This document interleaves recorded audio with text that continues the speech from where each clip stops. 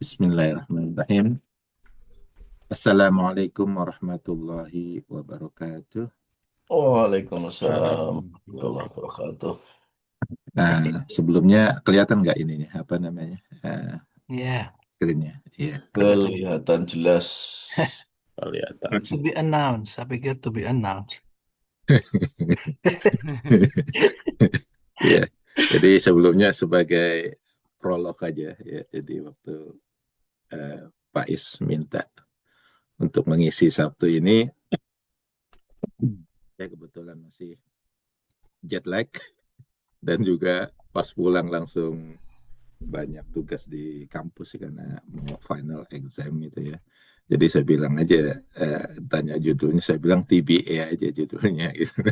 Nah, karena saya udah janji judulnya TBA, jadi saya harus cari TBA yang tepat itu apa gitu ya. Jadi insya Allah pagi ini sekedar bahan diskusi aja buat kita semua ya. Jadi mudah-mudahan dari sini kita bisa lebih memahami dan mengetahui hukum ataupun aturan-aturan dalam agama Islam.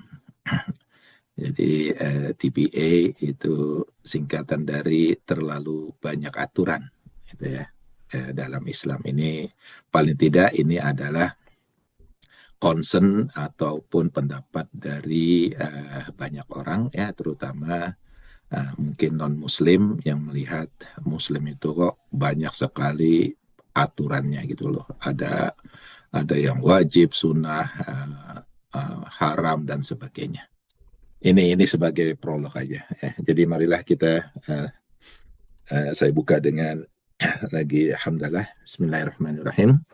Alhamdulillahirrabbilalamin wa bihi nasta'inu ala umurid dunya waddin wassalatu wassalamu ala sayyidina Muhammadin wa ala alihi wa ashabihi ajma'in amma ba'du. Uh, Rekan-rekan sekalian, sekali lagi kita akan coba membahas sedikit mengenai pendapat ya yang mengatakan bahwa dalam Islam itu terlalu banyak aturannya.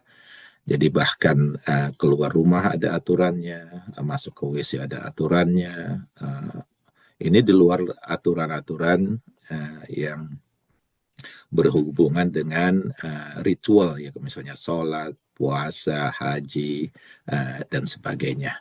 Uh, jadi orang yang di luar Islam umumnya melihat ini wah Islam itu berat ya, berat karena semuanya kok diatur, nggak ada sepertinya tidak ada kebebasan. Bahkan ya pernah dalam satu kesempatan ada yang apa namanya mahasiswa yang datang ke masjid ya, kadang-kadang ada mahasiswa yang biasanya jurusan sosiologi gitu yang diajak sama dosennya untuk melihat bagaimana Muslim itu beribadah di hari Jumat ya, biasanya ke masjid itu biasanya kadang-kadang saya pernah diminta sama imamnya ya, sama pengurus masjidnya, karena mereka datang kemudian ada juga yang convert istilahnya ataupun revert, itu kalau bisa jangan berbicara mengenai hukum-hukum Islam ya, misalnya harus sholat 5 kali sehari, kemudian puasa sehari penuh di bulan Ramadan dan sebagainya. Karena katanya ya takutnya nanti mereka akan uh, takut gitu ya untuk masuk Islam karena terlalu banyak aturan tersebut. Jadi biasanya diminta hanya uh, membicarakan atau memberikan khutbah yang berhubungan dengan keimanan dan juga dilihat kesamaan antara Islam dan agama lain ya, terutama agama Kristen. Nah, apakah memang demikian ya? Apakah memang dalam Islam itu terlalu banyak aturan?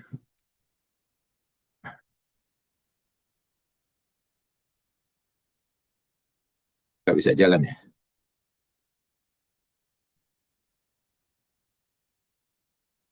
Bisa, bisa. Bisa sekarang, ya. Ini saya harus pakai ini scrolling, nggak enter ya nggak bisa. Oke, nah Eh, yang jelas ya, secara natural ya dalam hidup ini sebenarnya semuanya beraturan ya, beraturan bahkan dalam penciptaan langit dan bumi, kemudian hukum-hukum di dalam alam kita juga sebut dengan hukum alam gitu ya, natural law itu sebenarnya semuanya beraturan karena diatur, ada yang mengatur. Makanya kita sebagai muslim itu percaya penuh ya, percaya penuh bahwa di alam ini ya, alam ini diciptakan dan diatur. Karena kalau tidak diciptakan dan tidak diatur, tentunya alam ini sudah hancur ya, sudah hancur ribuan ataupun miliaran tahun yang lalu. Nah, karena tidak mungkin ya, kalau kita lihat di apa namanya di universe gitu ya, itu banyak sekali benda-benda kita sebut sebagai benda-benda langit ya yang saling berseliweran. Itu kalau nggak ada yang ngatur itu sudah pasti bertabrakan, sudah pasti menghasilkan kehancuran itu sendiri di alam raya ini. Nah, makanya aturan itu ya itu memang perlu dan memang harus ada. Tanpa aturan jelas ya bagaimana kita bisa berfungsi, apalagi kita sebagai makhluk sosial itu perlu aturan. Tidak mungkin kita bisa hidup atau boleh hidup semau kita.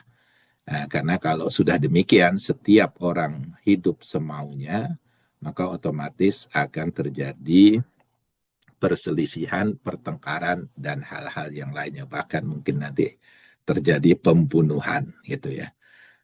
Uh, Misalnya ya, bagaimana kita tahu batas hak milik kita, milik tetangga, misalnya di mana saya harus mendirikan pagar, itu sendiri ada aturannya gitu ya.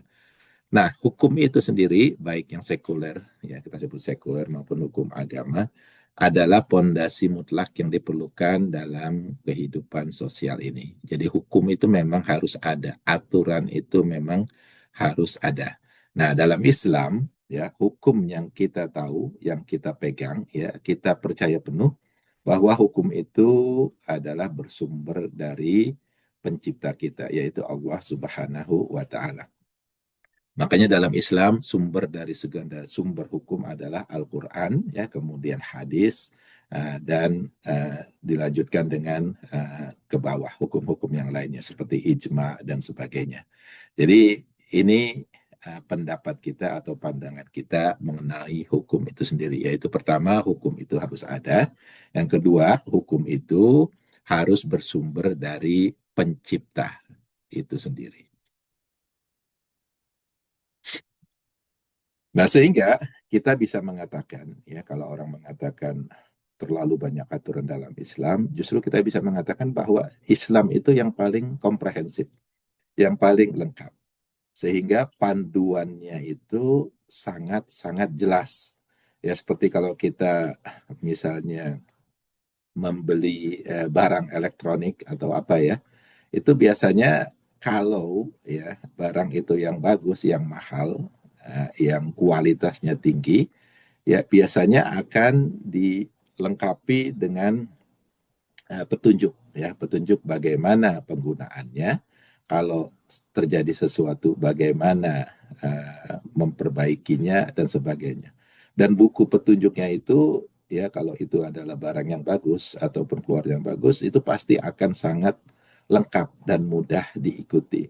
Nah, ini yang sebenarnya ya kita miliki dalam Islam, bahwa hukum dalam Islam yang kita sebut dengan syariah ya, yang banyak orang di sini agak takut ya, syariah syariah ya, hukum Islam itu justru merupakan hukum yang paling komprehensif yang dirancang untuk membimbing manusia menuju kehidupan yang bermakna, adil, sejahtera, bukan sekadar kumpulan perintah dan larangan yang memberatkan.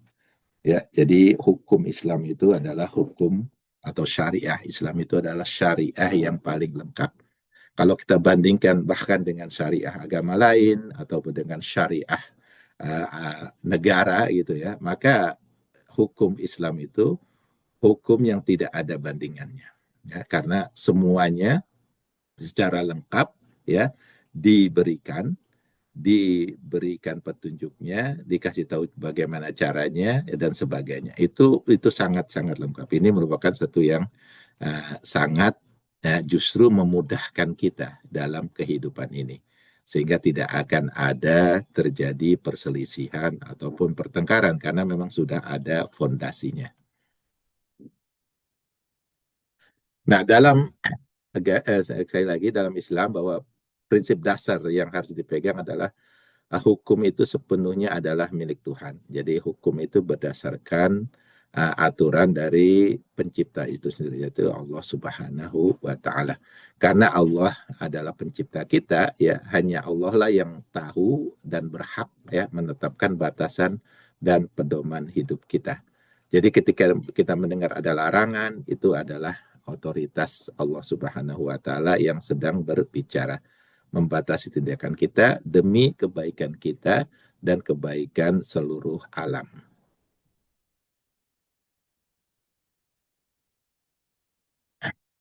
Tujuan dari hukum Islam itu sendiri ya adalah untuk kemaslahatan individu, masyarakat dan alam semesta itu sendiri. Allah itu tidak pernah mengambil untung sedikit pun dari ketaatan kita. Jadi Allah itu sebenarnya tidak butuh kepatuhan kita, ibadah kita.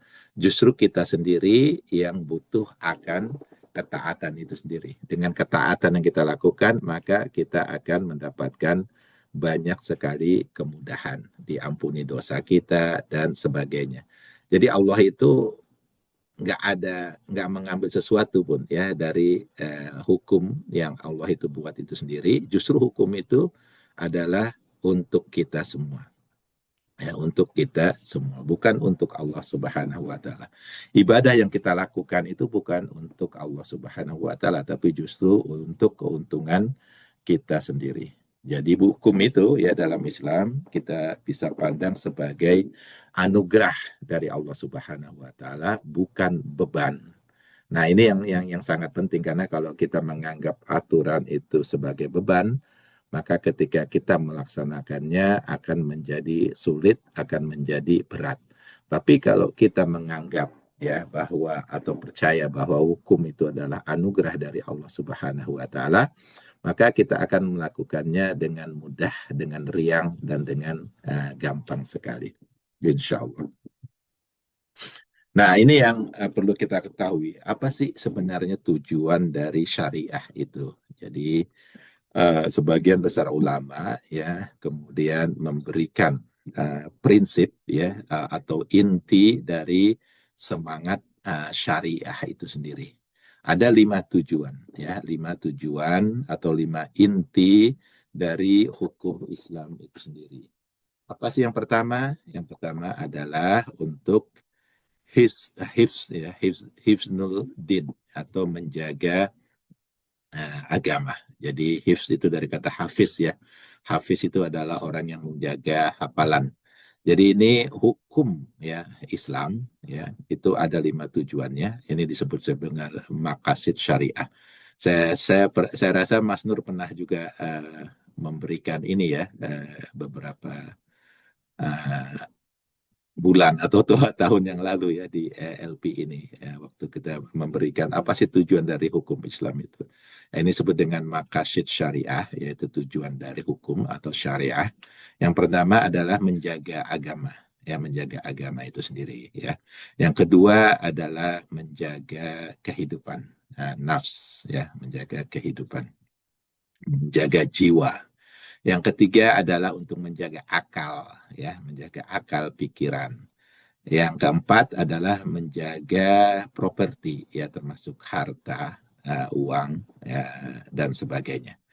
Yang kelima itu adalah menjaga kehormatan dan keturunan. Nah, ini adalah inti dari syariah Islam. Apa sih yang dijaga dari hukum Islam itu sendiri? Yang dijaga adalah ya pada dasarnya adalah 5 hal ini, yaitu menjaga agama, menjaga hidup, menjaga akal, ya, menjaga harta, dan menjaga kehormatan dan keturunan. Menjaga agama, ya. Nah, kalau kita mungkin sering mendengar ayat, ya, la ikraha fiddin. Ini surat Al-Baqarah, ya, 256, ya. La ikraha fiddin. Itu memang perintah dari Allah, itu udah benar itu, yaitu bahwa tidak ada paksaan dalam agama, ya, tidak ada paksaan dalam agama. Dalam hal ini, ya, setiap orang, ya, itu berhak, ya, untuk memilih agama mereka masing-masing, dan Islam itu tidak memaksakan bahwa setiap orang itu harus menjadi Muslim. Jadi ini dijaga, ya, dijaga dalam hukum syariah, dan ada hukum-hukumnya yang tidak memperbolehkan atau melarang umat Islam, ya, berlaku memaksa, ya, orang lain agar mengikuti agama Islam ataupun agar tidak, ya, menyembah selain Allah Subhanahu wa taala. Jadi ini adalah salah satu hukum Islam, syariah Islam itu menjaga agama. Sebagai contoh, ya, ada larangan-larangan dalam Al-Quran dan hadis, ya. Salah satunya misalnya Allah Subhanahu wa taala itu melarang kita mencaci dan menghina sesembahan orang lain. Ya, karena apa? Ya, karena kalau kita menghina sesembahan mereka, kalau kita mencaci sesembahan mereka, biasanya mereka juga akan berbalik menghina Allah Subhanahu wa taala, mencaci Allah Subhanahu wa taala. Jadi ini larangan yang sangat kuat, ya, dilarang. Jadi haram hukumnya, ya, suatu dosa dalam Islam itu mencaci dan menghina sesembahan orang lain. Yang kedua adalah dilarang untuk memaksa orang lain untuk memeluk agama Islam atau memeluk satu agama saja. Jadi tidak ada paksaan dalam beragama, ya. Yang ketiga yaitu dilarang mengolok-olok ataupun mengejek atau menggunakan ujaran kebencian terhadap agama lain dan atau pemeluknya. Ini juga larangan dalam Islam, ya, untuk menjaga agama itu sendiri. Dilarang, ya, itu merusak tempat ibadah. Jadi ketika Islam misalnya tersebar di negara-negara lain, maka ada larangan, ya, untuk menghancurkan tempat-tempat ibadah orang tersebut, ya.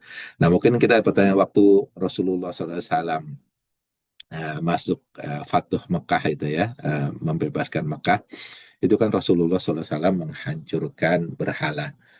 Itu jelas, ya, bukan termasuk dalam larangan ini karena Ka'bah itu sendiri adalah tempat atau masjidnya, ya, orang Islam, sehingga wajar, ya, kalau di dalam masjid kita misalnya orang, ya, ada idol, ada patung yang disembah dalam masjid kita, otomatis, ya, tidak ada larangan untuk mengeluarkan patung tersebut atau menghancurkan patung tersebut karena ada di wilayah kita. Tapi dilarang, ya, kalau patung itu sendiri atau sesembahan itu sendiri ada di dalam rumah ibadah orang lain, ya, rumah ibadah agama lain. Ini yang dilarang.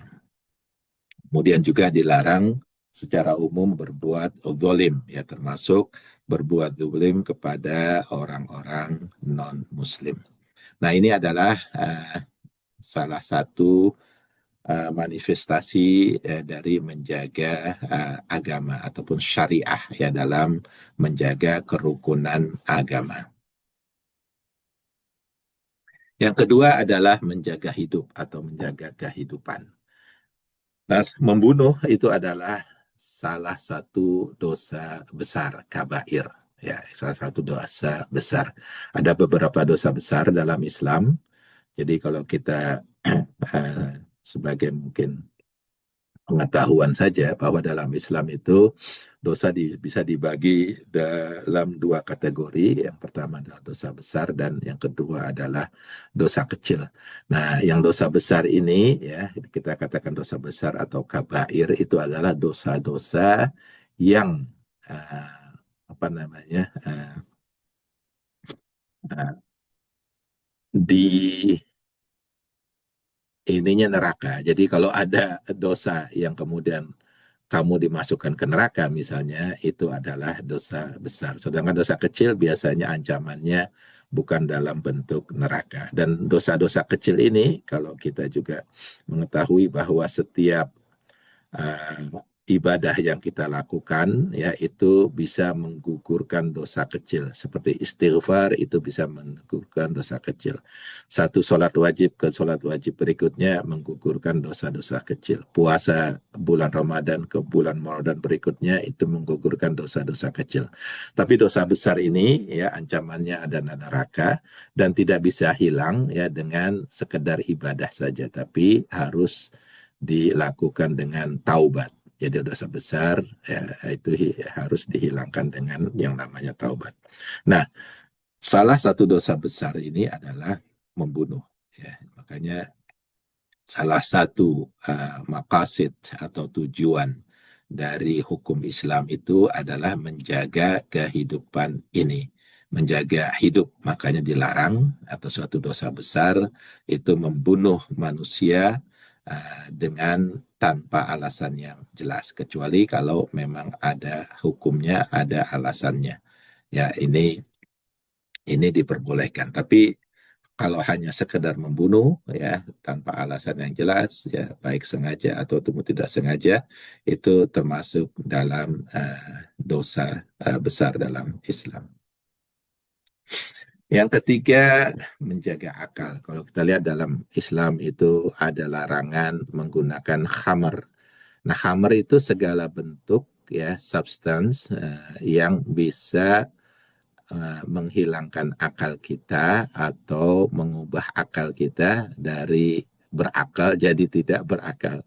Nah, sebagai contoh misalnya dengan jelas ya Islam itu melarang alkohol ya karena apa? Alkohol itu bisa merubah otak kita ya bisa membuat kita tidak berlaku tidak adil ataupun berlaku semena-mena. Jadi fungsi akal kita yang harusnya kita jaga, yang harusnya di uh, di apa namanya dilakukan dengan baik ya kalau dipengaruhi dengan khamr ini ya termasuk alkohol, ganja, marijuana dan sebagainya maka fungsi itu akan hilang. Nah, ini dilarang dalam Islam. Nah, salah satu makasid ataupun tujuan dari syariah ini juga adalah untuk menjaga akal ini agar kita semua dalam bertindak ya menggunakan akal sehat. Yang keempat itu adalah menjaga tujuannya adalah menjaga properti atau harta. Ya, misalnya dalam Islam jelas ya pencurian, bribery itu semuanya dilarang, hukumnya haram ya, juga termasuk dosa besar. Ya, orang yang berbohong misalnya dalam penjualan, jual beli secara bohong itu juga termasuk dalam dosa-dosa besar, yaitu dosa yang diancam dengan hukuman neraka. Nah, ini adalah maqasid ataupun tujuan dari syariah Islam itu sendiri, hukum Islam sendiri. Ya, secara spesifik Islam itu misalnya melarang pencurian, penipuan, menggunakan timbangan dan ukuran yang palsu gitu ya. Bahkan dalam Quran ya diceritakan bagaimana salah satu umat Nabi yaitu itu pernah ya melakukan perdagangan yang seperti ini, yaitu timbangannya dirubah dan sebagainya. Ketika membeli, ya mereka ingin untung. Ketika mereka menjual, mereka mengubah timbangan mereka, ya sehingga mereka bisa mengambil keuntungan secara uh, tidak baik. Nah, ini merupakan sesuatu yang dilarang dalam Islam. Menipu, berbohong, mencuri, mengambil properti orang secara paksa, riba, ya, ini termasuk juga dalam hal menjaga properti. Itu adalah semua untuk memastikan ya bahwa properti atau harta seseorang atau individual itu terjaga dalam Islam. Jadi Islam itu sangat sangat memperhatikan hal ini juga. Yang terakhir ya adalah menjaga keturunan dan kehormatan. Ya, di sini adalah fokus utama dari ini adalah membentuk masyarakat yang stabil. Ya, yang jelas ya dalam Islam setiap anak yang dilahirkan secara hormat ya itu adalah anak yang dilahirkan dari pernikahan yang syah. Ya, jadi dalam Islam makanya ada aturan pernikahan karena apa? Karena untuk menjaga keturunan dan kehormatan. Tanpa ini ya bisa kita bayangkan misalnya dalam masyarakat yang tidak ada aturan perkawinan ini, setiap orang bisa melakukan dengan orang lain tanpa ada peraturan, maka akan sulit sekali menjaga keturunan ataupun kehormatan.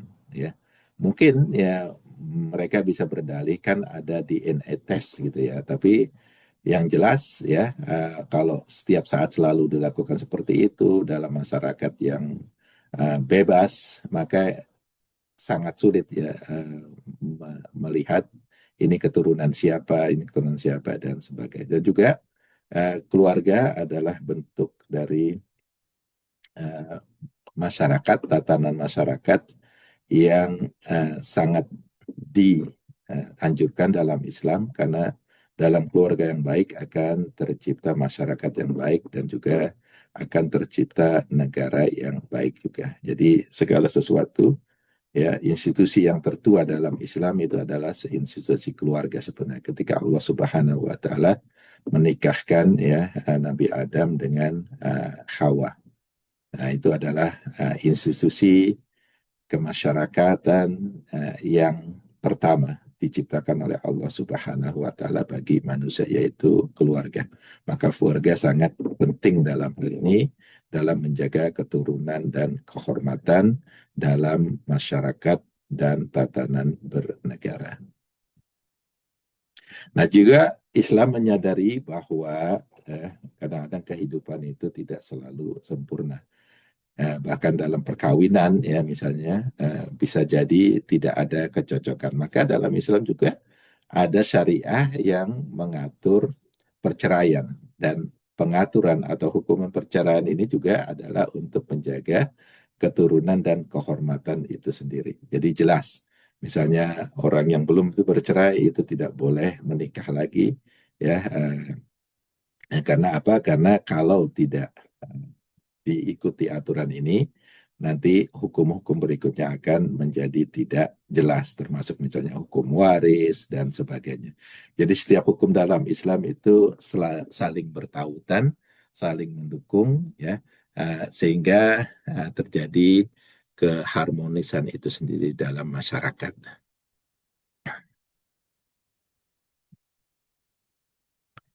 Jadi kalau kita kembali ya dengan pendapat orang bahwa terlalu banyak aturan dalam Islam, ya sesungguhnya ya kalau kita sadari, kita mengerti bahwa Islam itu tidak memiliki terlalu banyak aturan. Ya, anggapan ini biasanya muncul karena ketidaktahuan.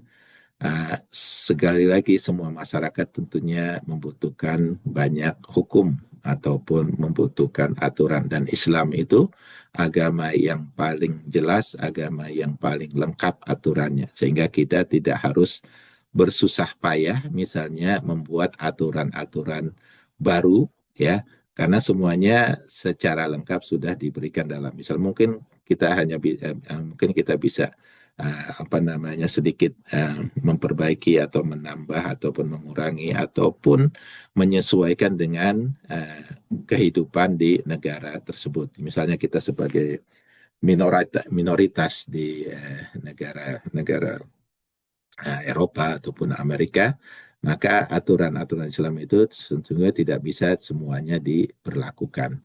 Sehingga ya kita bisa memperlakukan dalam uh, masyarakat Muslim kita sendiri ataupun dalam keluarga, tapi mungkin tidak bisa diberlakukan untuk hukum di negara itu sendiri. Tapi tetap saja ya aturan yang diberikan Allah Subhanahu wa taala kepada kita, pada keluarga, masyarakat ya Muslim.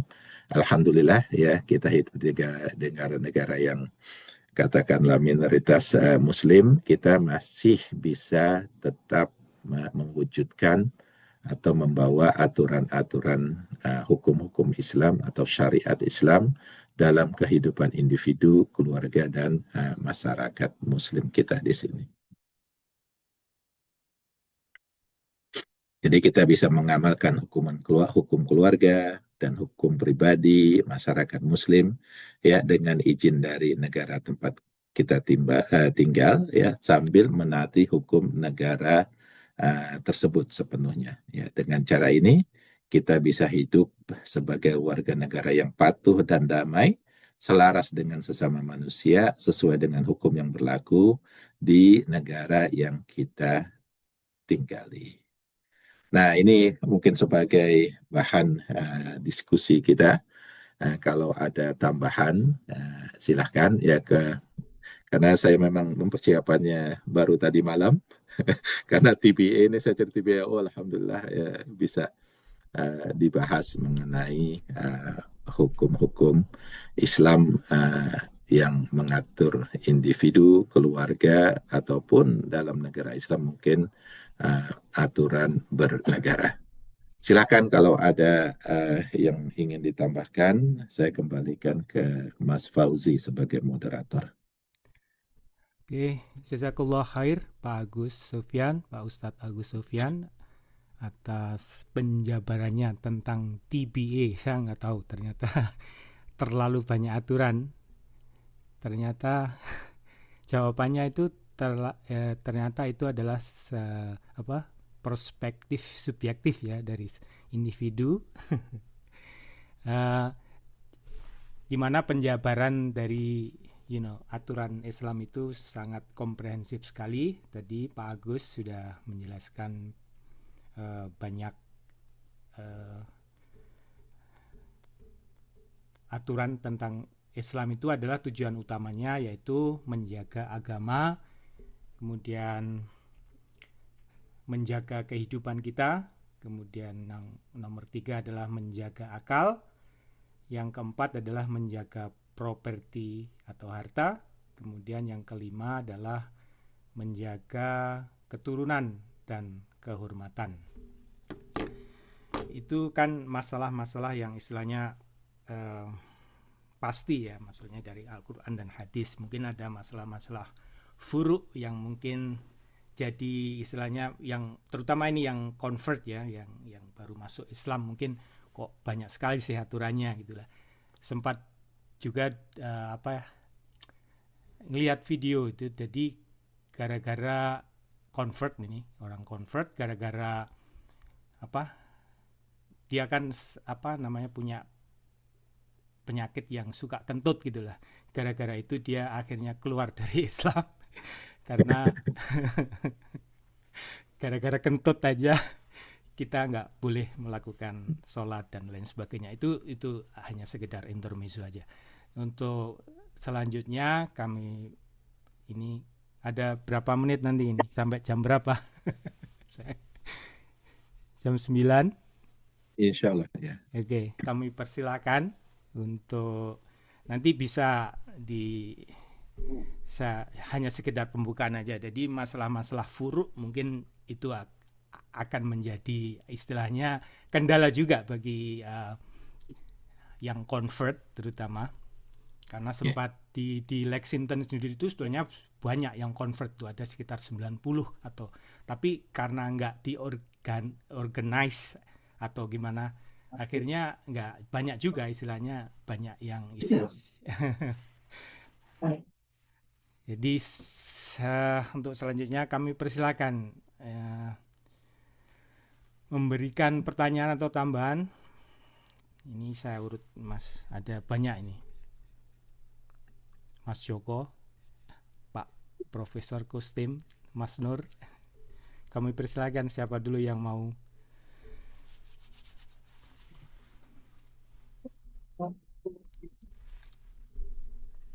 Assalamualaikum. Waalaikumsalam. Waalaikumsalam warahmatullahi wabarakatuh. Biasanya kalau yang moderatornya Pak Kusdim itu saya itu biasanya dilewatin aja. Bahkan kadang-kadang paling akhir. Makanya duluan aja. Ini saja yang tadi Mas Ahmad Fauzi bilang tentang ya kisah konvert yang akhirnya nggak tahu keluar dari Islam lagi karena nggak bisa sholat. Hukum Islam itu kan ya ini kan haram itu bisa halal gitu. Dan halal bisa haram ataupun sunnah bisa makruh dan lain sebagainya. Jadi hukum itu bisa berpindah-pindah tergantung ininya. Dalam Islam kan ada yang namanya istilahnya darurat ya, situasi yang sifatnya emergensi. Ya, defaultnya misalkan daging babi itu haram defaultnya. Tapi some certain situation gitu kita terpaksa makan gitu dan dibolehkan. Gitu. Jadi yang begitu makanya yang tadi Mas Agus bilang bahwa hukum Islam itu kompleks memang benar karena enggak rigid, hukum itu tidak rigid dalam implementasinya itu tidak rigid ini no matter what gitu loh. Kamu harus sholat dalam kondisi bersuci gitu misalnya. Nggak ada begitu, nggak ada clause-nya begitu dalam fikih dalam implementasi suatu hukum gitu. Bagi misalkan ya misalnya orang-orang tua, mudah-mudahan kita ini waktu tua nanti tidak malam misalkan nggak bisa nahan kencing misalkan ya. Itu banyak yang harus pakai diaper. Bagaimana sholatnya? Ya insya Allah gitu. Ya tetap ini diniatkan berwudu, melakukan wudu, ya sholat gitu. Dan Allah Maha tahu. Gitu. Sama seperti misalkan captive misalkan orang yang di penjara misalkan. Ya, jadi misalkan bajunya nggak pernah diganti misalkan. Mungkin bisa dibayangkan. Saya kadang-kadang membayangkan gitu. Orang Islam yang dulu misalkan dalam under persecution gitu ya, di penjara yang penjaranya itu nggak ada AC-nya yang primitif gitu loh ya, yang bajunya nggak pernah diganti gitu.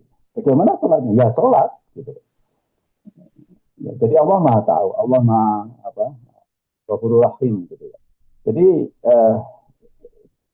nggak ada namanya excuse gitu. Bahkan excuse-nya cuma satu, yaitu mati gitu aja. Dan mungkin nggak sadar gitu ya.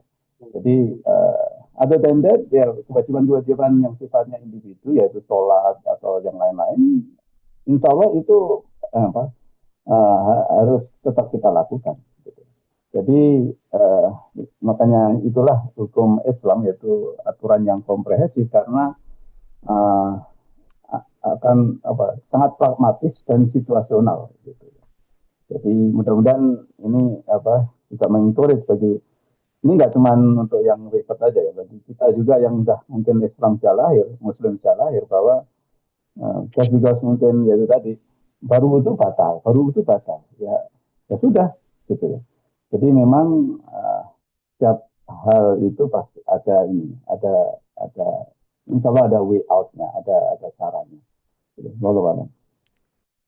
Iya, kalau bisa saya tambahkan dalam Islam kan jelas sekali ya bahwa Allah Subhanahu wa taala berfirman, la yukallifullahu nafsan illa wus'aha laha ma kasabat wa 'alaiha ma iktasabat. Itu sebenarnya dalam beribadah itu sangat jelas. Jadi tidak ada yang memberatkan dalam Islam. Setiap orang ya sesuai dengan kemampuannya, sesuai dengan usahanya. Dia akan mendapatkan pahala dari usahanya, dia akan mendapatkan dosa dari perbuatan buruknya. Jadi dalam hal ini ya dalam hal beribadah pun seperti itu. Jadi kalau memang ada sesuatu kesulitan ya tetap dia berusaha semampunya.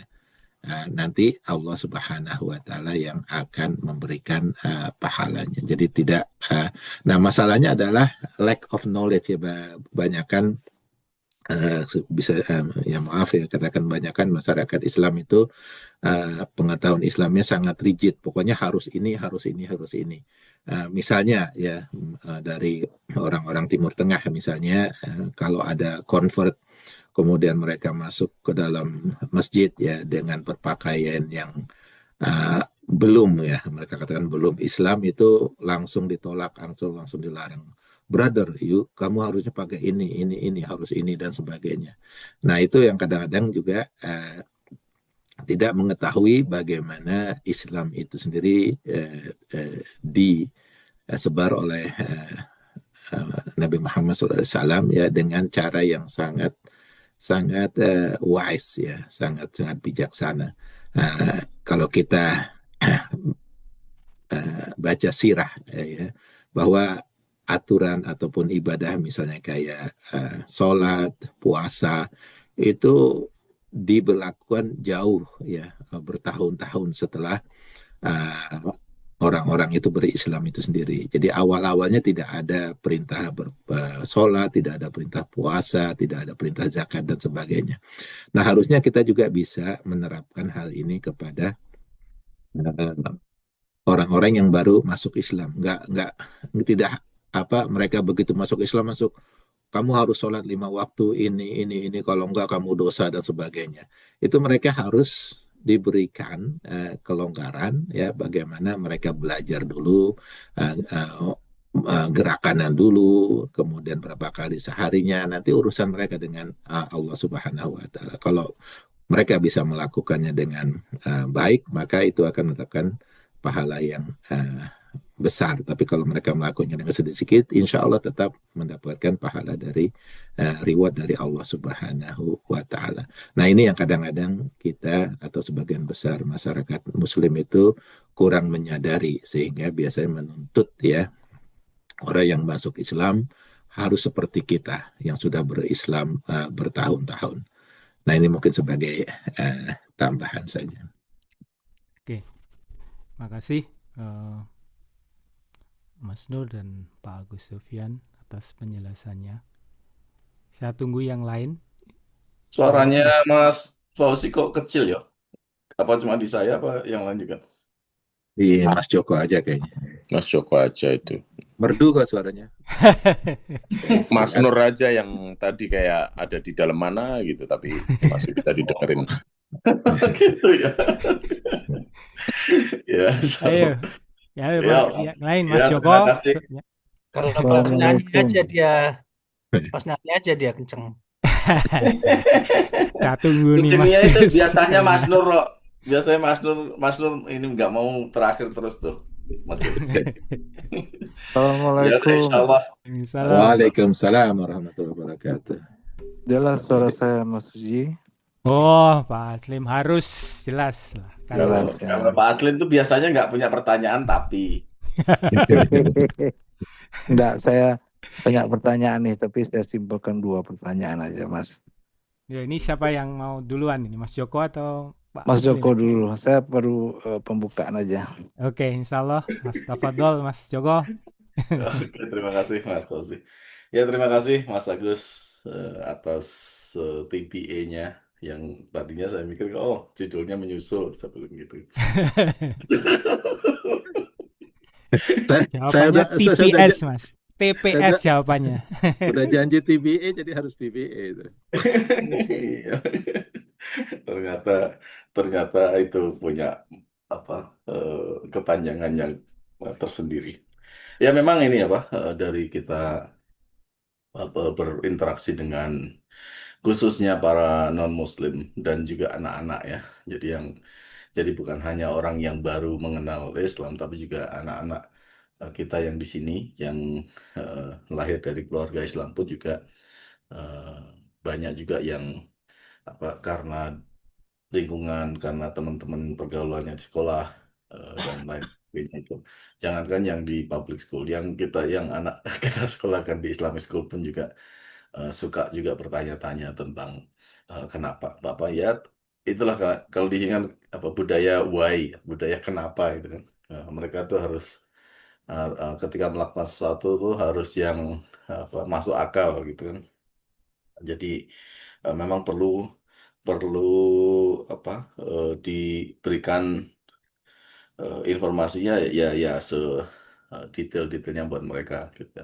Nah itu juga yang membuat kami di New Muslim Circle, salah satu contoh itu adalah kesusahan untuk mencari mentor, karena kebanyakan dari teman-teman kalau kita minta untuk jadi mentor itu bilang, waduh saya nggak sanggup, saya ilmunya belum cukup gitu ya. Dan banyak sekali alasan-alasan yang mereka tuh merasa bahwa untuk menjadi seorang mentor tuh harus tahu segalanya gitu ya. Sementara dari para orang-orang yang baru masuk Islam itu, mereka itu kan karena banyak sekali belum banyak tahu kan. Eh, harus harus tahu setiap kali baca. Nah apalagi mereka itu effortnya lebih besar daripada kita ini gitu kan. Kalau kita baca Quran cuma biasanya kita hanya baca Arabiknya saja gitu. Kalau mereka baca Arabiknya plus ditambah terjemahannya, kadang-kadang baca tafsirnya juga gitu. Jadi begitu masuk ke kelas atau ke nanya itu udah lengkap ini pertanyaannya gitu ya. Kitanya jadi merasa minder juga kadang-kadang untuk menjawabnya, karena waduh mereka sudah riset duluan sebelum bertanya gitu ya. Ya tentunya banyak sekali yang bisa dipelajari juga dari mereka, karena di sini kan kayak dibilang bahwa Islam tuh ada di Amerika, Muslimnya aja yang belum banyak gitu ya. Jadi ketika itu kita belajar dari mereka ya, dari cara hidup mereka gitu ya. Jadi benar-benar ketika mereka masuk Islam pun the way of life-nya mereka itu menjalankan seperti itu. Nah, terlalu banyak aturan tentunya juga dari mereka sebenarnya bukan wah ini nggak boleh, itu nggak boleh. Sebenarnya kalau yang biasanya kita terangkan itu, ketika Allah melarang kita itu untuk tidak melakukan sesuatu, itu selalu biasanya diiringin dengan reasoning gitu loh. Jadi nggak langsung tiba-tiba aja bilang, oh nggak boleh ini, nggak boleh itu, titik gitu ya. Tapi ada penjelasannya. Dan tentunya juga untuk tahu reasoningnya itu kadang-kadang secara eksplisit diterangkan, tapi juga kadang-kadang juga dari apa yang terjadi di dunia ini, karena ilmu Allah ini kan bukan hanya yang tertulis, atau juga yang tidak tertulis pun juga banyak sekali yang kita bisa pelajari. Yang ini Mas Agus, yang untuk kiranya bisa ditambahkan lagi itu bagaimana kiat-kiat kita, khususnya para Muslim born ini untuk tetap bisa berkontribusi, khususnya untuk memberikan TBA-nya ini. Jadi terlalu banyak aturan ini menjadi sesuatu yang mudah diingat, mudah dicerna buat siapapun gitu, buat anak-anak, buat dewasa, buat orang tua, kakek-kakek, nenek-nenek, dan yang baru masuk Islam. Itu kira-kira apa yang kita bisa lakukan. Maksudnya Mas Suji ya? Ya, silakan Pak Agus. Ya. Makasih Mas Joko. Ini pertanyaan ini sebenarnya untuk kita semua ya, bagaimana peran kita dalam kehidupan kita bermasyarakat ya, terutama dalam memberikan pengertian bahwa hukum-hukum Islam itu sebenarnya mudah gitu ya, mudah dilaksanakan. Selalu ada jalan keluarnya. Jadi nggak A harus A, tapi kadang-kadang A bisa kalau dalam kondisi tertentu bisa menjadi B, C dan sebagainya.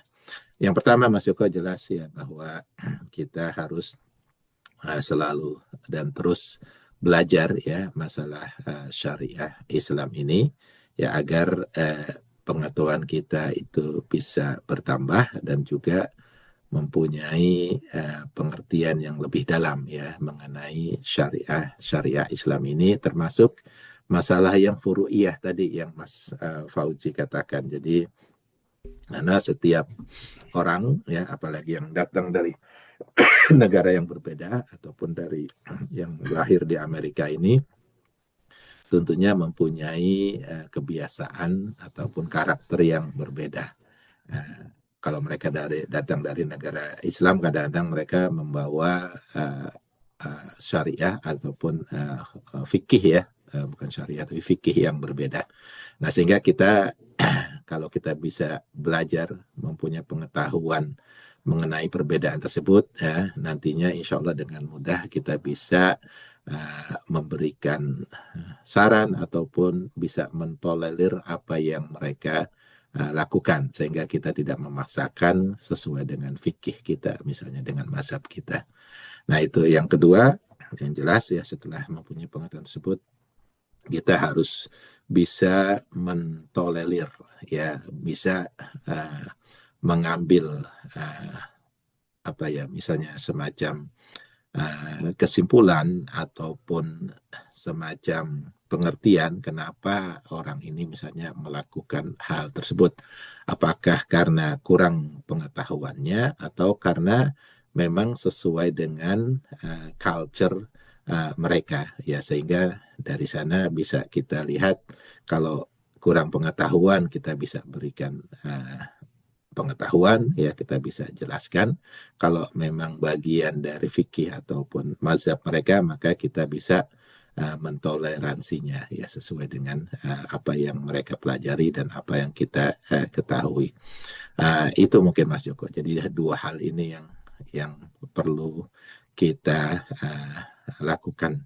Yang jelas ya, kalau ada seseorang yang melakukan ibadah misalnya tidak sesuai dengan apa yang kita ketahui, ya, maka tidak serta-merta langsung kita misalnya menghardiknya atau mengatakan ini salah dan sebagainya tanpa mengetahui latar belakang dari perbuatan tersebut. Ya, kalau mungkin kalau yang di Indonesia, kalau kita mengikuti Gus Baha itu mungkin kalau bagi sebagian orang itu jadi sangat mempermudah hukum ini ya, ibadah Islam ya. Bagi orang-orang yang agak strict itu mungkin kurang suka dengan cara fikihnya Gus Baha ya. Misalnya dalam sholat misalnya, dalam sholat dikatakan bahwa duduk tahiyat itu pada dasarnya pokoknya duduk, nggak perlu misalnya kayak duduk kayak kita seperti itu, kemudian duduk tawaruk segala macam. Itu pernah itu pembahasan seperti itu. Jadi kalau ini jadi kadang-kadang suka membingungkan bagi masyarakat awam. Sedangkan di Indonesia kadang-kadang masyarakat awam itu perlu sesuatu yang jelas ya, ya duduknya seperti ini. Nah, permasalahannya lagi ya, kalau di Indonesia karena pengetahuannya hanya itu ya, sehingga ketika ada orang lain yang sholat misalnya di tahiyat akhir ya duduknya tidak miring gitu kan, disalahkan gitu, jadi kadang dipertanyakan. Nah, itu yang juga perlu kita pelajari. Dan alhamdulillah kita hidup di Amerika ini bisa melihat berbagai perbedaan ya dari segi ibadah atau fikih yang mereka bawa. Itu mungkin Mas Joko kalau bisa menjawab pertanyaan. Mas Joko. Ya, terima kasih. Oke, jazakallah khair. Kemudian yang lain siapa tadi? Saya Mas. Oh, Pak Aslim. Silakan Pak Aslim. Makasih Pak Agus. Sama-sama. Apa nih? Makasih apanya nih? Makasih udah bawa topik yang TBA, to be advised, itu banyak aturan. Ada juga istilah kadang-kadang kita TMI, too much information. Jadi saya nanya atau nggak nanya bisa juga dikategorikan gitu Pak. Kan dalam hukum Islam itu ada hukum yang sifatnya, yang pernah saya baca, yang sifatnya itu absolut atau yang sifatnya fikih, dan ada hukum yang sifatnya itu katakanlah bisa disesuaikan dengan dengan zaman gitu Pak ya. Ya macam-macam lah, termasuk masalah saham, masalah naik pesawat yang dulu nggak ada di zaman kita, di zaman Rasulullah atau apalah, teknologi lah yang bersifat teknologi gitu Pak. Nah, kadang kalau kita mendengar dari sirah Rasul juga ada sahabat yang itu kadang mungkin juga nggak tahu apakah itu jatuhnya ke fikih atau sesuatu yang bisa dirubah, menambah-nambahkan apa namanya ibadah yang tidak ada ditemukan oleh, yang tidak pernah dicontohkan oleh Rasul, tapi sahabat itu melakukannya, umpamanya sholat setelah berwudu umpamanya, dan itu Rasul sendiri itu membilangin itu boleh gitu. Jadi dan yang sifatnya bisa berubah itu kadang-kadang kan itu ya bisa jadi ulama atau bisa jadi ini gitu Pak ya. Dan ulama itu kan juga manusia yang tidak memiliki kesempurnaan, bisa jadi dia didorong oleh umpamanya karakter ulama itu sendiri di saat dia itu berada di mana gitu loh. Jadi umpamanya kemaskulinan umpamanya. Di dalam Islam tidak ada perempuan, tidak ada pemimpin perempuan umpamanya. Terus zaman sekarang ada atau banyaklah contoh-contoh yang terutama saya nggak pernah melihat di negara kita, tapi adalah semacam nggak tahu apakah itu budaya yang terlalu mendahulukan laki-laki daripada perempuan gitu Pak, dalam berbagai konteks gitu. Nah, bagaimana kita mensikapi itu Pak, dalam artian yang pertama, apakah kita bisa melakukan common sense gitu, katakanlah hal-hal yang tidak ada dilakukan oleh, tidak ada dalam Al-Quran atau tidak ada dalam hadis, tapi kita melakukannya dengan konteks itu adalah untuk kebaikan atau untuk lebih mendekatkan diri kita ke Allah umpamanya, walaupun itu tanpa kita atau suatu kondisi yang membuat kita mengkomonsenskan oh ini nggak apa-apa karena gimana lagi kita nggak bisa gitu. Jadi dan yang kedua itu bagaimana kita deal dengan situasi sekarang umpamanya Pak, yang umpamanya kita berada di suatu negara atau negeri yang tidak ada lagi, tidak menjalankan hukum Islam gitu. Apakah kita harus kita harus kita agak kompromis atau kita tetap menjalankan hukum Islam yang bagusnya bagaimana gitu Pak Agus? Ini susah juga pertanyaan ini. Ada yang mau menjawab nggak? Bagus. Ini bentar saya. Udah Pak Aslim? Udah, makasih Mas. Kami persilakan Pak Agus yang untuk. Ini ngetes nih kayaknya nih.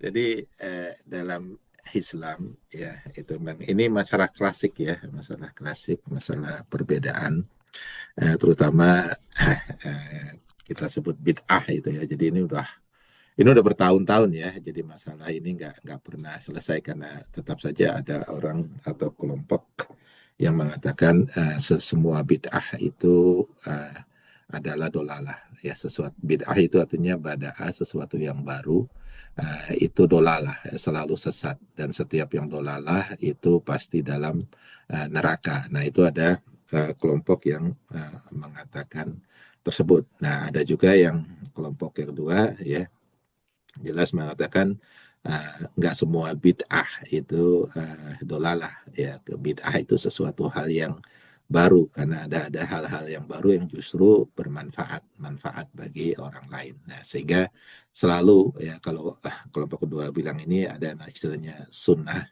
hasanah sama sunnah sayyi'ah ya. Perbuatan yang bermanfaat, ya, perbuatan baru yang bermanfaat, dan perbuatan baru yang sayyi'ah yang tidak bermanfaat. Nah, yang sayyi'ah inilah yang dolalah. Jadi ini udah hal yang lama sekali ya, yang menjadi perdebatan. Yang jelas ya masing-masing membawa dalilnya masing-masing gitu ya. Nah, dalam Islam memang dalil itu sangat diperlukan, sehingga ketika kita mengambil satu pilihan ya, maka kita harus melihat dalilnya, kira-kira dalil mana yang paling kuat ataupun paling masuk akal ya dalam hal ini, ya sesuai dengan kondisi zamannya juga gitu ya. Nah, banyak sekali hal-hal baru memang yang tidak pernah terjadi di zaman Rasulullah ya, sehingga misalnya perbankan, rumah sakit, mungkin pinjam mudah ya, tapi cara-cara meminjam dan sebagainya itu di zaman Rasulullah itu tidak pernah ada, sehingga perlu ada pemahaman, perlu ada pengetahuan dalam hal ini. Ini istilahnya apa ya, kontemporer ya, fikih kontemporer. Nah, dalam Islam itu sebenarnya ibadah bisa dibagi dua bentuk, yaitu yang pertama ibadah yang madoh ya, wajib. makhdoh, sesuatu yang wajib yang harus diikuti dan ada aturannya. Misalnya sholat, ada ritualnya gitu, ada aturannya. Sholat harus seperti ini, puasa gitu kan, haji dan sebagainya. Itu ada ibadah-ibadah yang memang sudah ada aturannya. Dan ibadah-ibadah ini jelas tidak bisa ditambah ataupun dikurangi. Ya, misalnya sholat 5 kali, yang wajib itu 5 kali per hari, kemudian sholat subuh itu 2 rakaat dan sebagainya. Puasa di bulan Ramadan misalnya, pergi haji itu harus ke Mekah itu ya, jadi nggak bisa diganti itu. Nah, ini yang sebagian besar ulama mengatakan yang kalau diganti ini yang bersifat dolalah ya, bersifat sesat ya, bid'ah yang dolalah, menambah atau mengurangi ibadah-ibadah yang makhdoh. Yang kedua yang ghairu mahdhah, jadi bukan yang bersifat ritual, bukan yang bersifat wajib. Dan ini sebagian besar ulama mengatakan bisa aja ada perbedaan, bisa saja ditambah ataupun dikurangi sesuai dengan zamannya, atau ditambah hal-hal ataupun teknologi yang berkembang di zaman tersebut.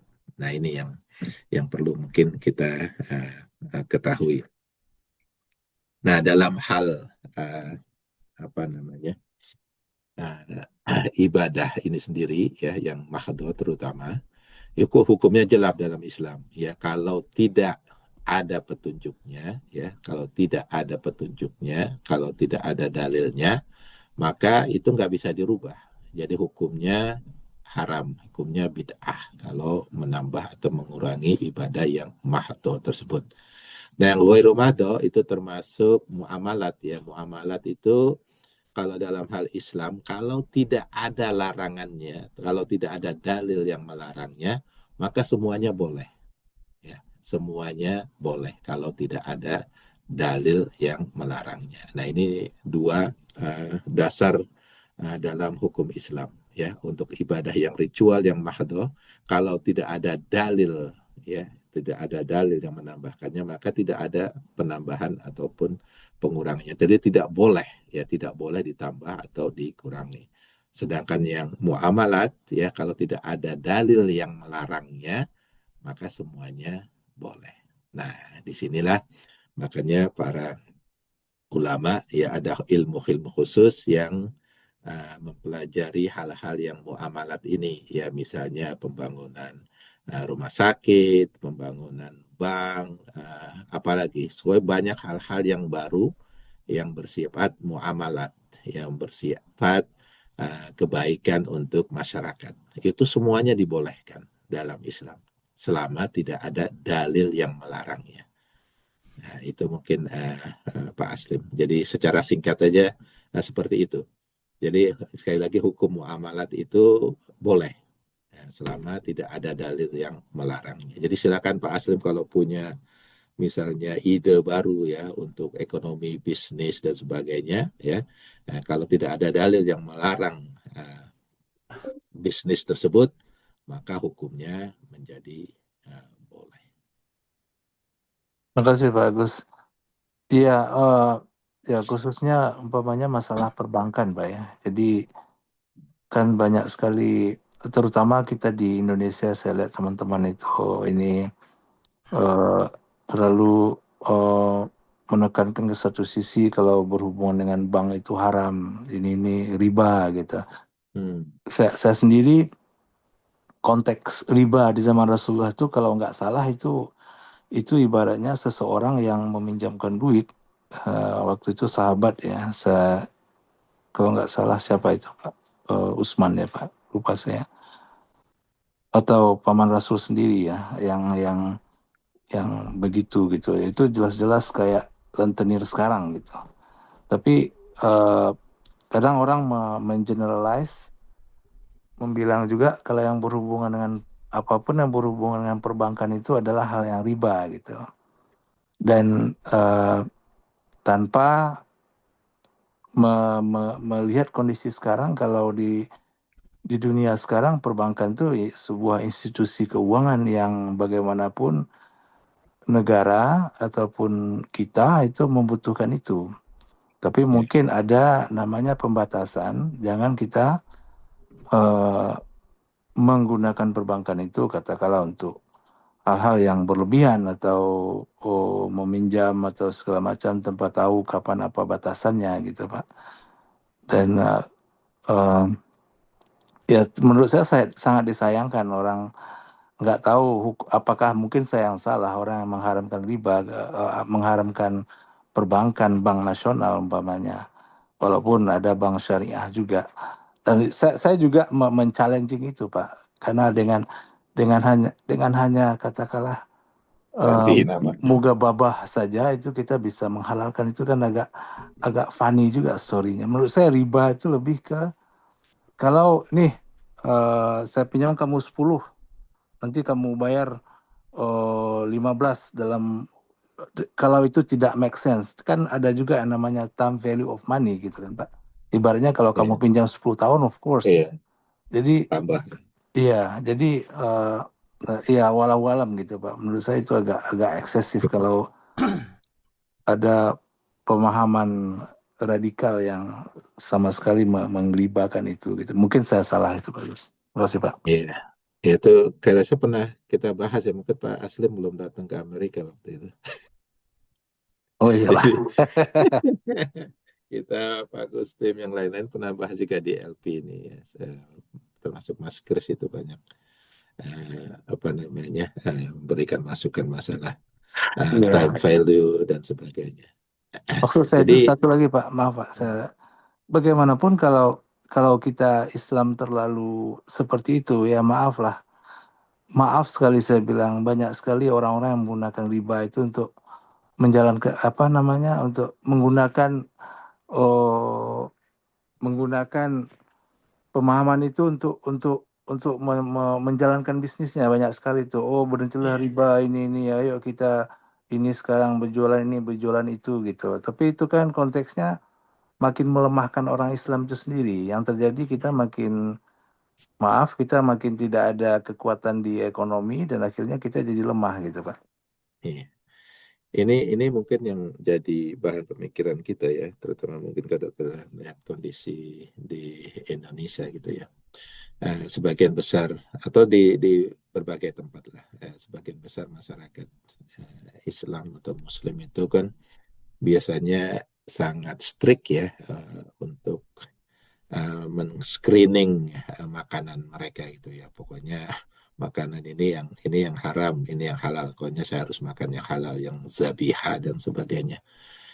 Itu sangat strict ya kalau masalah makanan. Tapi begitu kalau udah masalah duit, keuangan, mereka nggak terlalu peduli masalah pekerjaan. Nah, sebagai contoh ya, kenapa Indonesia kemarin kok hancur lebur, Karena uang itu sebenarnya banyak ya di Indonesia gitu ya. Kemudian ada bantuan ini, bantuan itu, ada uang haji dan sebagainya.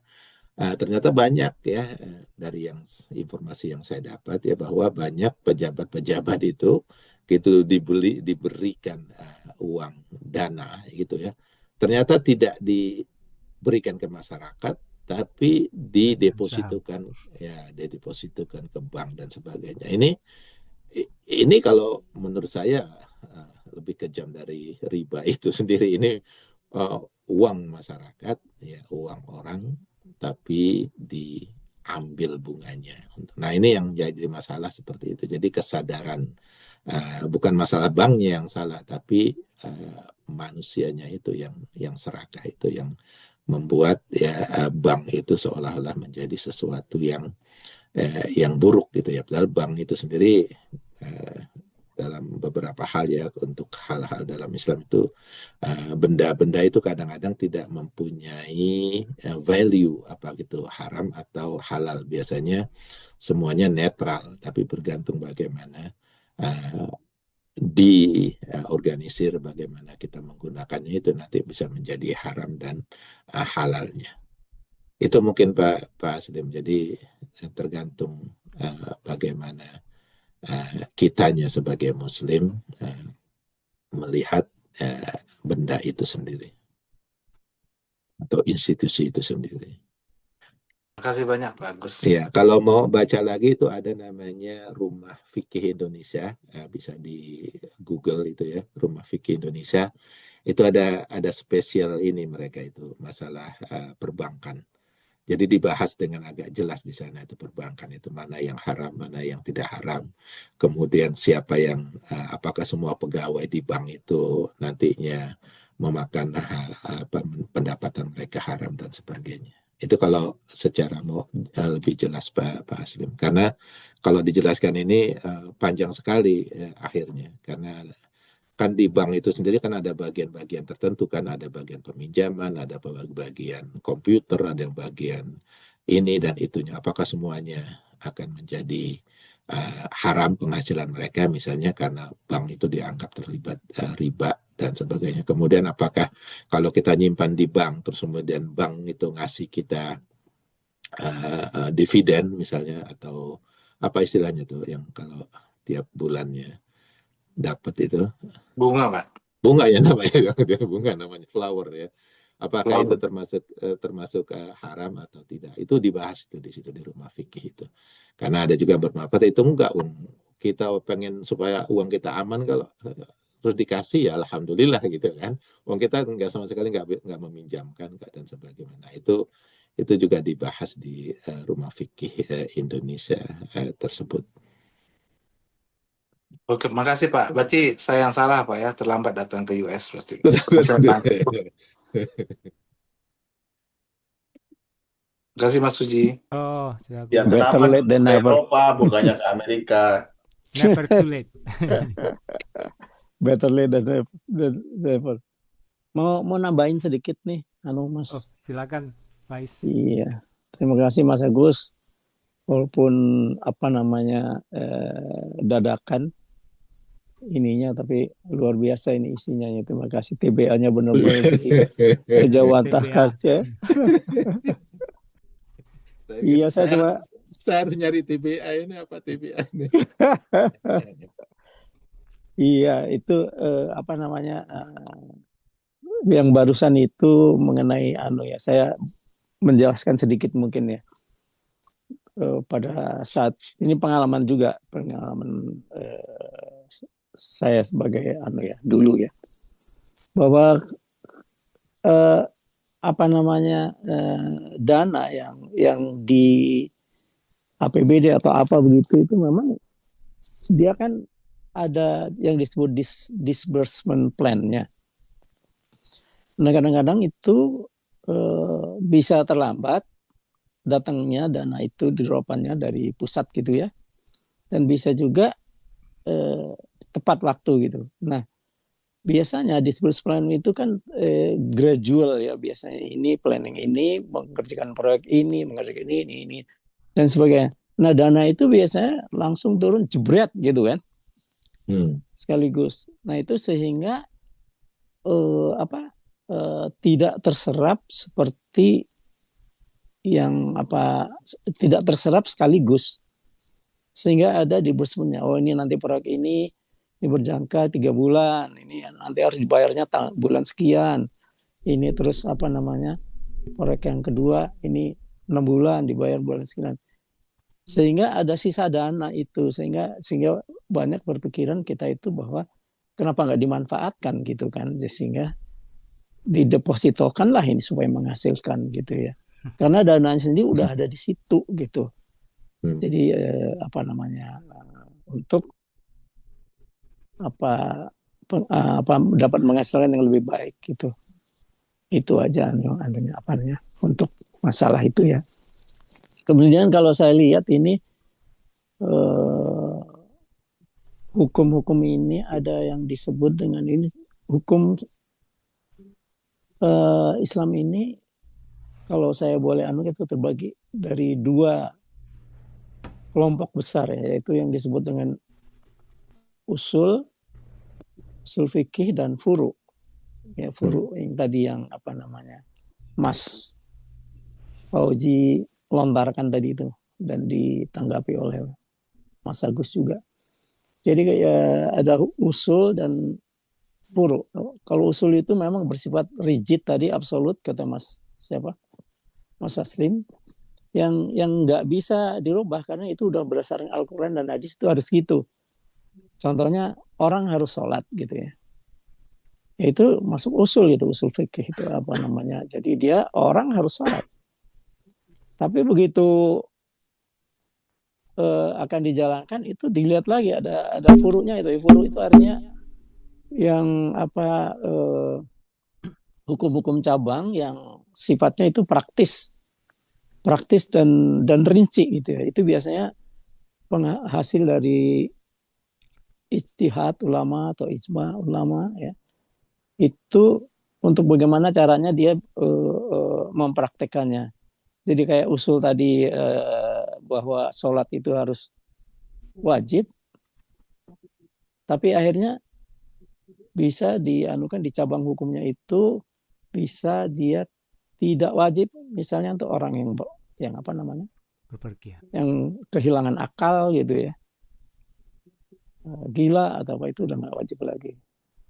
Nah kemudian juga kalau orang yang berpergian dengan pesawat terbang itu suka hilang itu salah saya tadi belum sholat sholat oh iya karena itu kan dengan adanya transportasi modern seperti ini, jadinya udah bisa nggak sholat ya. Jadi tiba-tiba udah 1 harian penuh tiba di tempat lain gitu kan. Nah itu jadi kita sebagai umat Islam itu sangat terbantu sekali dengan adanya hukum-hukum yang bersifat dikelompokkan dalam sifat rigid tadi, absolut, dan kemudian para alim ulama ini mengejawantahkannya menjadi yang praktikal gitu ya. Itu kira-kira tambahannya Mas. Terima kasih. Iya, kemarin waktu saya pulang itu suaranya kok kecil ya? Enggak, suara saya kecil. Oh. Bagus suara Pak Is. Bentar. Bagus Pak Is. Bagus, suaranya semuanya bagus. Bagus semua, iya. Iya, ya Pak Is bilang tadi yang sholat itu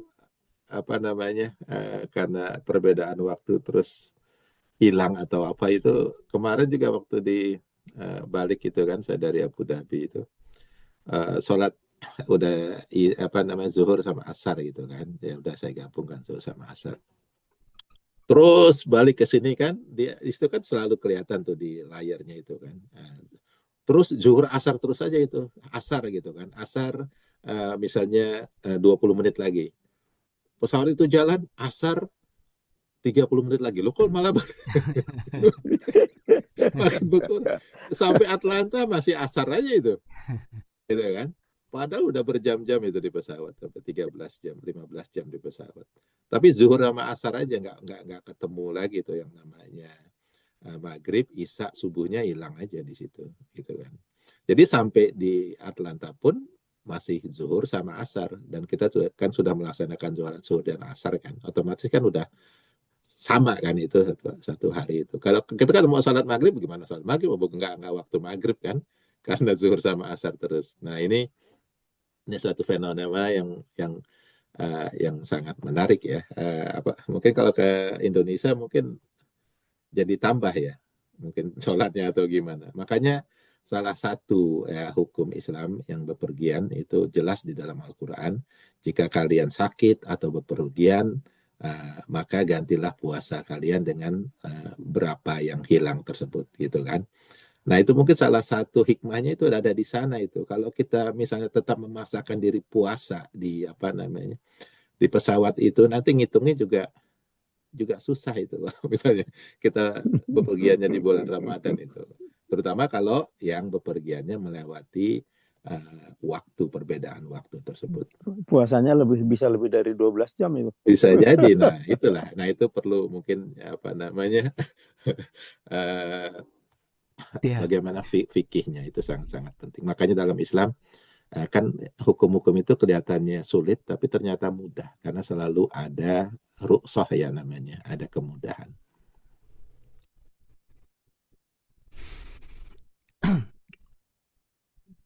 Assalamualaikum. Waalaikumsalam. Galak banget sih. Mas Agus. Iya. Nanti PPT-nya kirim dong. PPT boleh. PPT itu apa? Iya, pokoknya bahannya lah, bahannya. Saya mau tanya ini. Karena saking banyaknya aturan di Islam, dan aturannya banyakkan yang fleksibel. Saya lihat orang Indonesia yang Muslim dan banyak di negara Muslim itu, banyak sekali orang yang ngakalin aturan gitu loh. Itu karena aturannya fleksibel atau karena penegakan hukumnya yang nggak jelas. Kayak kita di sini kan, rata-rata orang di sini kan ikut aturan. Rata-rata ya. Yang nggak ikut juga ada. Tapi kalau di Indonesia kan semuanya maunya dari pejabat sampai ke rakyat di mana-mana maunya ngakalin aturan yang ada gitu loh. Itu gimana? Yang salah yang siapa itu? Orangnya bukan aturannya. Itu kalau tuh hukum-hukum itu ada loophole disebutnya. Iya. Loophole itu yang dimanfaatkan orang. Iya. Dan itu kalau udah kayak gitu, Indonesia tuh aturan dibuat untuk dilanggar. Itulah, heran saya itu Indonesia gitu. Iya. Dan kalau punya tujuan tertentu, bikin aja aturannya supaya tujuan tertentu. Nah itu yang sebenarnya nggak boleh ya di situnya itu untuk kepentingan pribadi yang tidak. Makanya hukum itu kan berdasarkan misalnya berdasarkan Quran, hadis dan turunannya kan ya. Tapi kalau sudah untuk kepentingan pribadi, tujuannya kan setiap amal itu kan berdasarkan niatnya. Kalau niatnya untuk keuntungan pribadi, maka otomatis itu sudah tidak dibenarkan. Dan juga kadang-kadang dalam pembahasan hukum itu hal-hal yang agak riskan itu ya, kadang-kadang seharusnya tidak perlu disabarkan ke masyarakat umum. Maksud saya gini, kalau hal-hal yang masyarakat umum itu sulit mengkajinya ataupun jadi salah kaprah gitu ya dalam pemanfaatkan melaksanakan hukum tersebut, seharusnya tidak diberikan ke pendapat umum. Mungkin hanya kajian khusus bagi orang-orang yang memang mendalami ilmu tersebut. Sebagai contoh, saya kembali lagi ke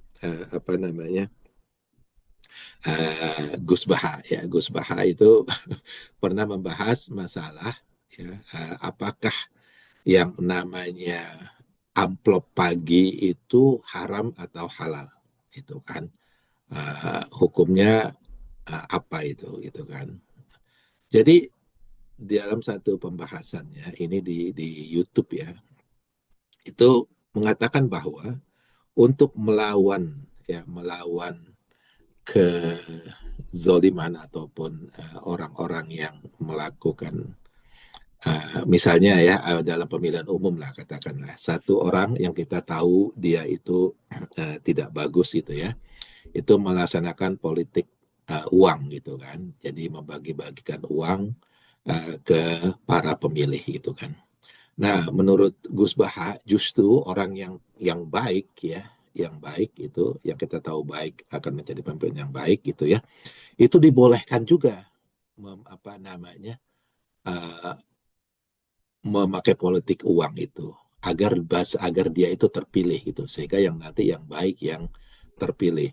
Nah, itu bagi masyarakat umum itu, bagi yang pengetahuannya mungkin kurang ini, akan menjadikan itu sebagai dasar hukum yang yang jelas buat dia. Pokoknya menurut hukumnya saya boleh itu apa namanya apa sih namanya kalau itu yang memberikan uang itu, Politik uang. ya politik nyogok ya Serangan, istilahnya, nyogok ya. Jadi serangan akhirnya pacar, Mas. serangan belajar nyogok lah kalau dalam istilahnya. Jadi saya lihat banyak itu ternyata sekarang yang memanfaatkan hukum itu. Oh, ternyata nyogok dalam Islam itu nggak haram. Kalau tujuannya baik katanya. Nah, ini permasalahannya tidak semua orang bisa melakukan itu. Ya, kalau hukum itu dilakukan secara general, maka akan rusaklah sistem hukum itu sendiri. Semua orang akan melakukan penyonggokan dengan alasan saya orang baik, ya saya orang baik, saya harus jadi pemimpin untuk melawan lawan saya yang orang jelek nih. Nah itu, kadang-kadang yang seperti itu kadang-kadang memang tidak perlu disampaikan ke umum. Nah itu harus menjadi pembahasan yang khusus, bukan pembahasan umum.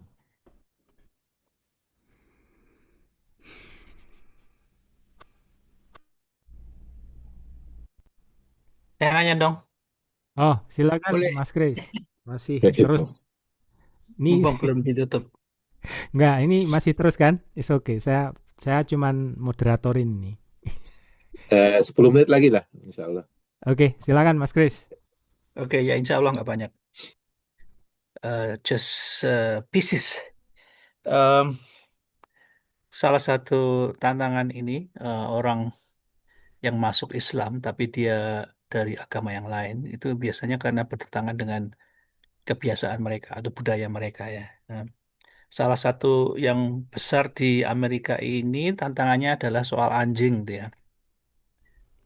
Banyak orang-orang Muslim itu yang cenderung terlalu ini ya, terlalu kekeh sama ini apa fikih tentang anjing itu. Sementara bagi orang Amerika anjing itu boleh dibilang Family sayangnya member. seperti sayang ke anak gitu ya. Jadi Family member.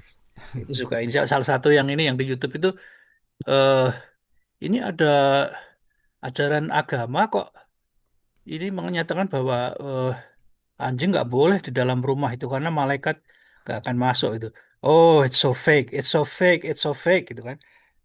Maksudnya referensinya kita bisa bisa pahami lah karena anjing itu memang bagian dari budaya hidup Amerika ya. Tapi eh ya walau alam saya nggak tahu yang benar yang mana ininya. Tetapi ya itu salah satu gambaran, salah satu tantangan ini ya terlalu banyak aturan. Mungkin salah satunya itu bagi orang Amerika.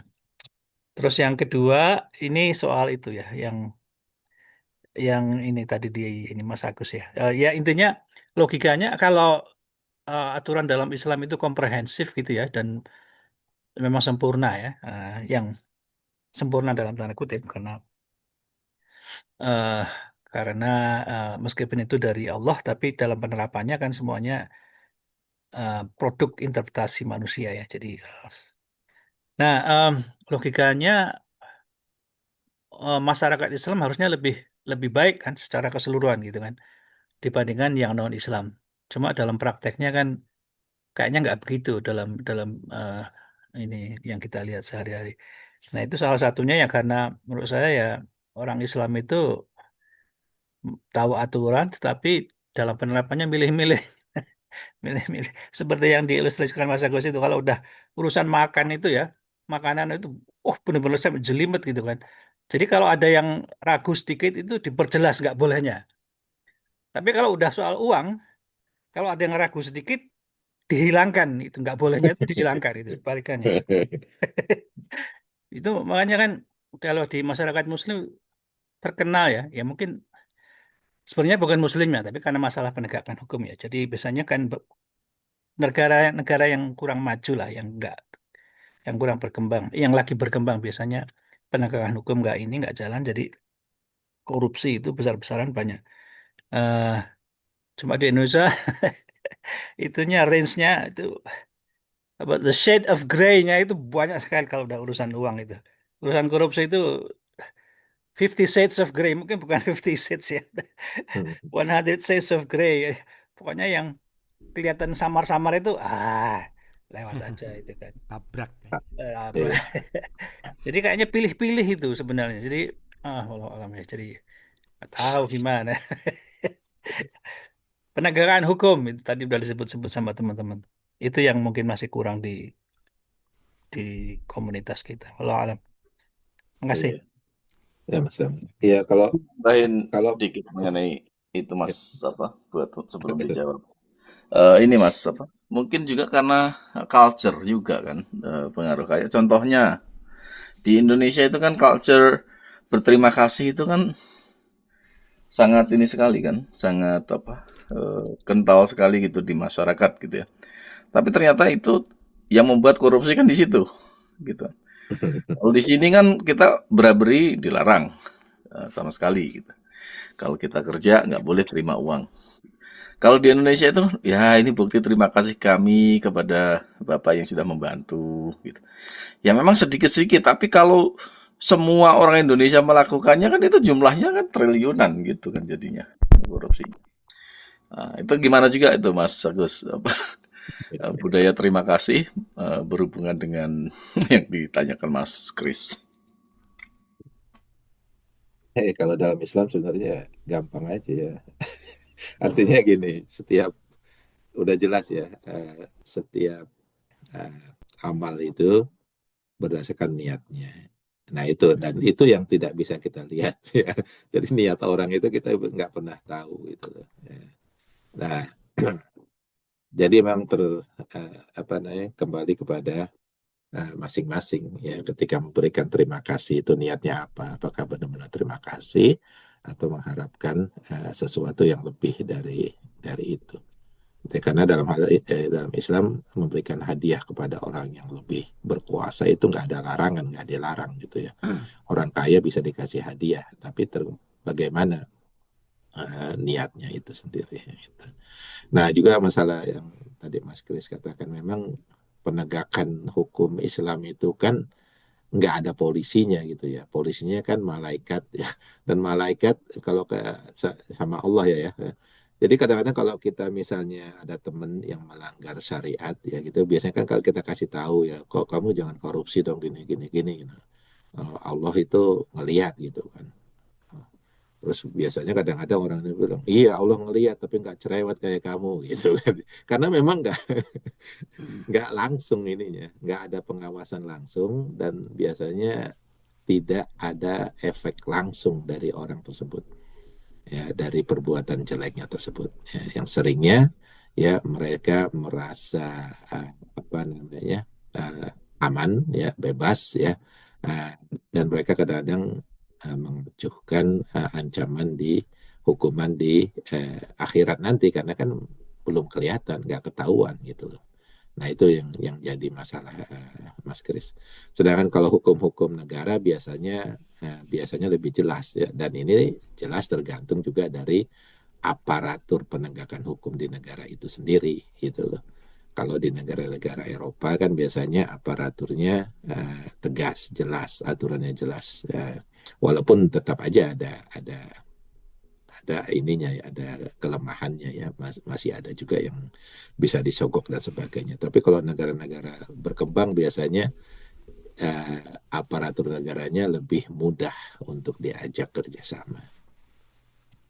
Itu. Ya, jadi kita sebagai Muslim tentunya kalau kita sebagai pribadi yang jelas harus tetap melihat adanya ancaman di hari akhirat nanti. Karena kebaikan yang kita lakukan di dunia itu ada rewardnya, keburukan yang kita lakukan di dunia itu pasti ada hukumannya.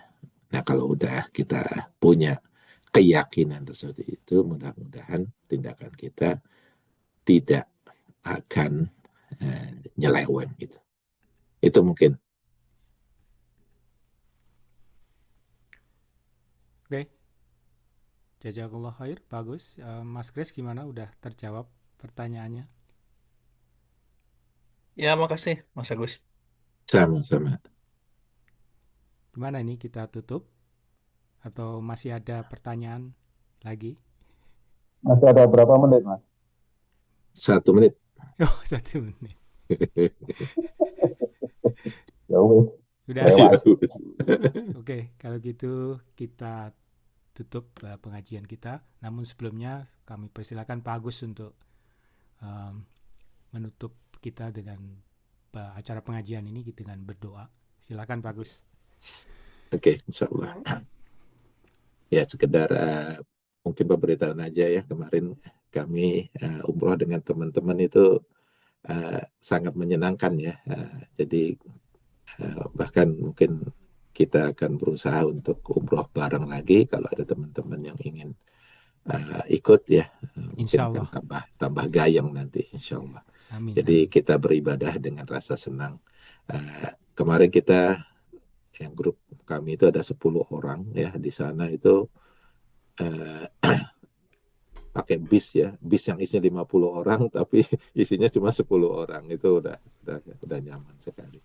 Alhamdulillah semua kegiatan ibadah berlangsung dengan baik, acaranya baik dan sebagainya. Jadi sebagai informasi aja, kalau ada teman-teman yang ingin ikut bareng, insya Allah kita bisa laksanakan lagi nanti. Marilah kita berdoa pada Allah Subhanahu wa Ta'ala. Semoga Allah Subhanahu wa Ta'ala selalu memberikan kesehatan kepada kita, ketenangan, ketentraman ya dalam diri dan keluarga kita. Semoga teman-teman yang sakit bisa disembuhkan.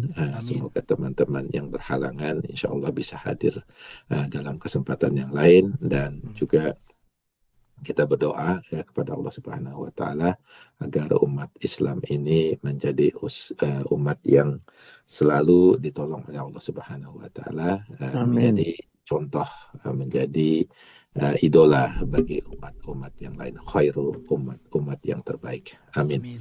Bismillahirrahmanirrahim. Alhamdulillahirabbil alamin, arrahmanir rahim, maliki yaumiddin, iyyaka na'budu wa iyyaka nasta'in, ihdinas siratal mustaqim, siratal ladzina an'amta 'alaihim ghairil maghdubi 'alaihim waladdallin. Amin. Bismillahirrahmanirrahim. Nastaghfirullahaladzim, nastaghfirullahaladzim, nastaghfirullahaladzim.